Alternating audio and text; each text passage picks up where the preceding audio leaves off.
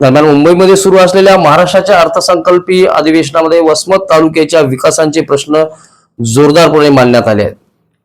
वसमतचे आमदार राजूभाई नवघरे यांनी सिंचन, शेतकरी आणि स्थानिक विकासाच्या मुद्द्यावर सरकारचे लक्ष वेधले आहे. सिद्धेश्वर उपसा सिंचन योजना लवकर पूर्ण करावी अशी मागणी करत त्यांनी जलसंपदा मंत्री राधाकृष्ण विखे पाटील यांचे सर्वे मंजुरीबद्दल आभार मानले. दरम्यान इसापूर डॅम कालवा विस्तारीकरणासाठी गिरगाव येथील जमिनीच्या भूसंपादनाबाबत शेतकऱ्यांना योग्य मोबदला द्यावा अशी मागणीही त्यांनी सभागृहामध्ये केली आहे. तसेच शेतकऱ्यांची कर्जमाफी, ऑनलाईन गेमिंगवर नियंत्रण आणि औंढा तालुक्यातील केळी येथे पाझर तलाव उभारण्याची मुद्दाही त्यांनी या अधिवेशनादरम्यान उपस्थित केला आहे.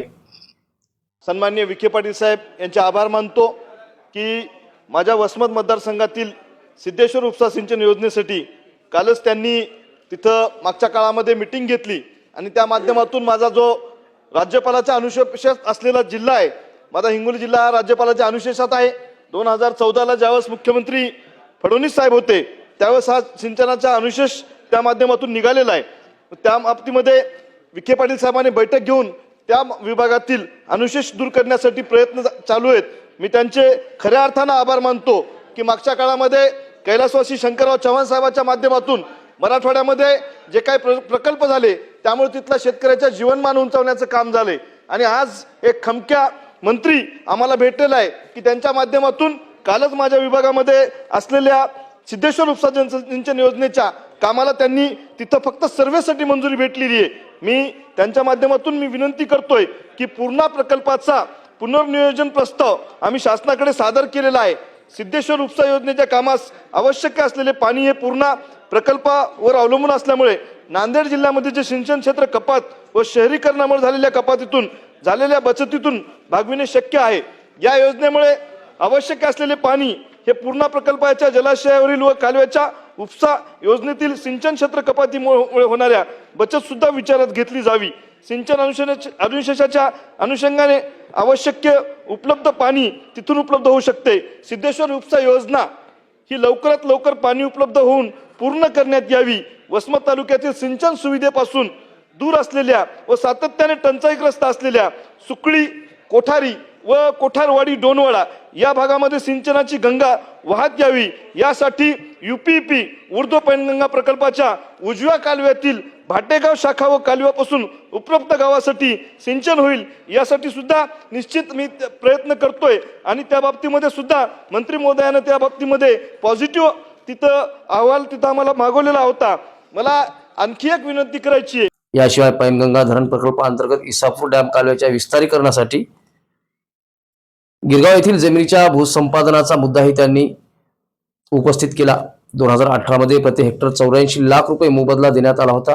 मात्र आता केवळ 40 लाख रुपये निश्चित करण्यात आल्याने शेतकऱ्यावर अन्याय होत असल्याचेही त्यांनी यावेळी सांगितले. तसेच गोदावरी मराठवाडा पाटबंधारे विकास महामंडळ अंतर्गत पूर्णा पाटबंधारे विभाग वसमत येथील जमीन विद्यार्थ्यांच्या वसतिगृहासाठी उपलब्ध करून देण्याची मागणी यावेळी त्यांनी केली.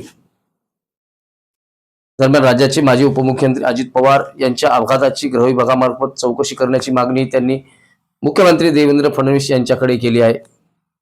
त्याचबरोबर ऑनलाईन गेमिंगमुळे तरुणांमध्ये वाढत असलेल्या व्यसनावर नियंत्रणासाठी कडक उपाययोजना कराव्यात, शेतकऱ्यांच्या कर्जमाफीची मर्यादा वाढवावी, तसेच औंढा तालुक्यातील केळी येथे पाझर तलाव उभारण्याची मागणीही त्यांनी यावेळी सभागृहात केली आहे. त्याचबरोबर वसमत तालुक्याच्या विकासासाठी आणि शेतकऱ्यांच्या प्रश्नासाठी पुढील काळात सभागृहात ठामपणे आवाज उठवत राहणार असल्याची भूमिका आमदार राजूभाई नवघरे यांनी यावेळी स्पष्ट केली आहे. येथील भूसंपादन दर मंजुरी झालेल्या तफावती बाबतीमध्ये मला इथं प्रश्न मांडायचा आहे. त्या विभागामधील शेतकऱ्यांना ऊर्ध्व पैनगंगा प्रकल्प इसापूर धर्व कालवा संघ मायनर 6च्या कामासाठी भूसंपादन दर मंजुरी झालेल्या तफावतीबाबत 18 मध्ये गिरगाव शिवारातील जमीन भूसंपादित केलेली आहे. त्यासाठी प्रति हेक्टरी 84 लाख रुपये मोबदला देण्यात आला होता. पण या कालव्याचे विस्तीकरणाचे काम सध्या सुरू आहे. नवीन जमीन भूसंपादन करण्याचे काम चालू आहे. मायनर कामासाठी संपादित केलेल्या जमिनीसाठी माननीय कलेक्टर साहेबांनी मोजणी करून जमिनीसाठी 40 लक्ष रुपये प्रति हेक्टरी दर निश्चित केला आहे. सदर जमिनीमध्ये 2018ला 84 लक्ष रुपये आणि 24-25 मध्ये 40 लक्ष रुपये ही एवढी अन्यायकारक बाब शेतकऱ्याच्या बाबतीमध्ये घडते.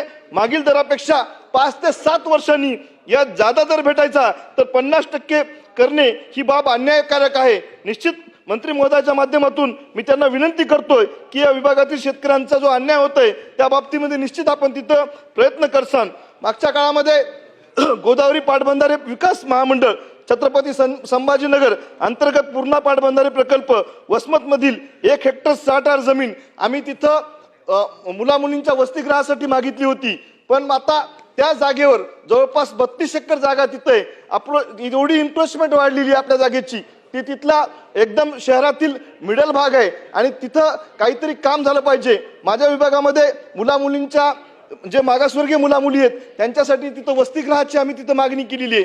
नगरपालिकेसाठी काही प्रमाणात त्या जागेची मागणी केलेली आहे. जर तिथं अतिक्रमण झालं, अतिक्रमण आता खूप मोठ्या प्रमाणावर वाढलंय, पण हे अतिक्रमण तिथं काढून या मुलामुलींचं जर वसतिगृह तिथं झालं तर निश्चित या तिथं त्या बाबतीमध्ये काम होऊ शकते. या संदर्भाची मंत्री महोदय इथं समोर असल्यामुळे त्यांना मी विनंती करतोय की या संदर्भातली बैठक झाली, त्याचे मिनिट्स बाहेर आले, पण आता तुम्ही ज्या पद्धतीने वागता तसं जर बाकीच्या सगळ्या मंत्री महोदयानं वागलं तर तिथं फायदा होऊ शकतो.